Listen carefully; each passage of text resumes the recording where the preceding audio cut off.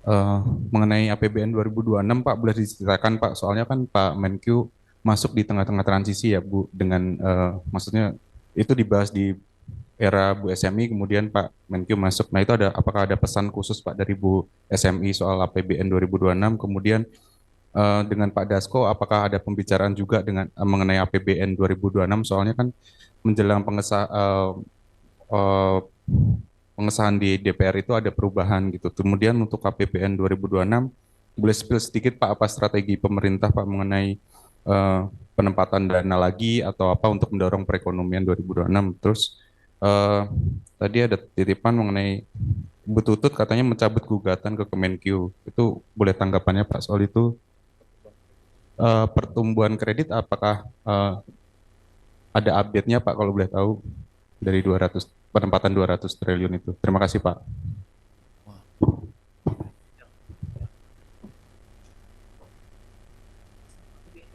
Yang ketiga apa tadi? Pertumbuhan kredit, Pak. Kata siapa? Oh, Sama Bu Tutut, Pak. oke. Jadi pesan khusus nggak ada pesan sponsor nggak ada juga. Tapi saya nggak apa-apa. Jadi anggaran existing juga nggak jelek, bagus saya pikir. Apa yang saya rubah pusing-pusing di ujung-ujung kan nggak keburu kan. Hanya saja ada satu perubahan yaitu transfer ke daerah yang ada tambahannya sebesar 43 triliun. Ini emang diperlukan karena saya pikir kan kita lihat tuh keributan di daerah karena anggaran yang dipotong terlalu banyak sehingga mereka over kreatif menciptakan langkah-langkah untuk menutup anggarannya dengan secepat mungkin. Akibatnya pajak-pajak naik nggak kira-kira tuh. Jadi saya minta ke waktu itu Menteri Dalam Negeri mengusulkan revisi untuk transfer ke daerah. Yang waktu saya ke beliau, saya tanya apakah yang sudah cukup? Dia bilang sudah cukup. Ya udah, saya penuhi semuanya yang dia minta tanpa koreksi satu rupiah pun. Jadi harusnya itu sudah cukup untuk menangkan keributan di daerah. Terus penempatan dana, sebenarnya penempatan dana itu bukan langkah istimewa, itu hanya cash management. Yang saya pastikan nanti adalah langkah-langkah saya dalam manage cash APBN tidak mengganggu sistem finansial di Indonesia. Dalam pengertian nggak kebanyakan ganggu nyerap sehingga uangnya nggak ada di sistem dan ekonominya berhenti lagi. Saya akan monitor itu ke depan dengan terus-terusan dan hati-hati. Jadi pada prinsipnya adalah kita akan fokus jalankan kebijakan fiskal yang ada, yang telah dibuat, pastikan penyerapannya tepat waktu, tepat sasaran dan nggak bocor-bocor. Tetap saja saya monitor nanti pertengahan tahun sudah kelihatan tuh mana yang bisa jalan, mana yang enggak. Saya akan ambil yang nggak bisa jalan. Saya akan distribusikan ke program-program yang lebih siap. Jadi sama approach-nya, efisiensi anggaran, tapi bukan dengan motong, tapi dengan belanja tepat waktu, tepat sasaran dan nggak ada kebocoran.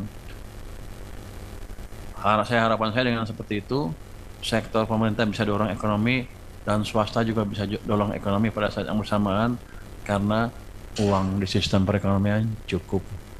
Kalau itu sih harusnya untuk 6% nggak terlalu sulit untuk pertumbuhan ekonomi 6%. Gugatan dengan Mbak Tutut sampai mana? Sudah dicabut oleh Mbak Tutut ya kita hormati. Eh, saya udah ketemu dengan Mbak Tutut, ya udah diskusi lah ini itu. Pada dasarnya dia menghormati langkah-langkah yang diambil oleh pemerintah. Pertumbuhan kredit, saya lupa angkanya. Tadi tuh rata-rata kemarin kalau yang Mandiri hampir 70%, yang dari 200 triliun itu ya. Yang lain juga di atas 50%, yang agak lambat mungkin BTN. Tapi katanya tadi BTN minta menghadap saya di rootnya. Mungkin dia akan klaim 100% sekarang. Jadi gini, dengan tadi penempatan dana, bukan penempatan ya, saya pindahkan dana saya sebagian di bank-bank itu, mereka sekarang tahu saya monitor itu sehingga mereka tidak akan membiarkan uang itu nganggur berlama-lama. Jadi kemungkinan besar kebijakan saya untuk menggeser uang tadi ke perbankan akan berdampak positif lebih cepat dari yang sebelumnya. Bank apalagi yang BRI juga bilang sudah hampir habis. Jadi sekarang mereka berlomba-lomba menghabiskan uang itu. Untuk saya uangnya nggak habis, masih di bank, masih punya saya juga sebesar itu 200 triliun. Orang-orang kan, teman-teman kan suka ada yang mikir parsial dalam pengertian begini. Kalau uangnya dihabisin, dipakai berarti habis dong uang banknya. Ya enggak juga. Begitu uang banknya dipakai, misalnya disalurkan, ya orang yang minjem kan naruh uangnya di bank lagi. Jadi masalahnya ke bank. Jadi akan ada multiplier penciptaan uang dengan proses yang berulang ke depan. Itu yang disebut money creation in the system.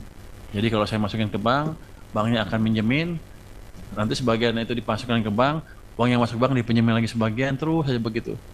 Ini yang mendorong penciptaan uang di sistem perekonomian, dan harusnya ekonominya akan bergerak makin cepat, makin cepat, makin cepat.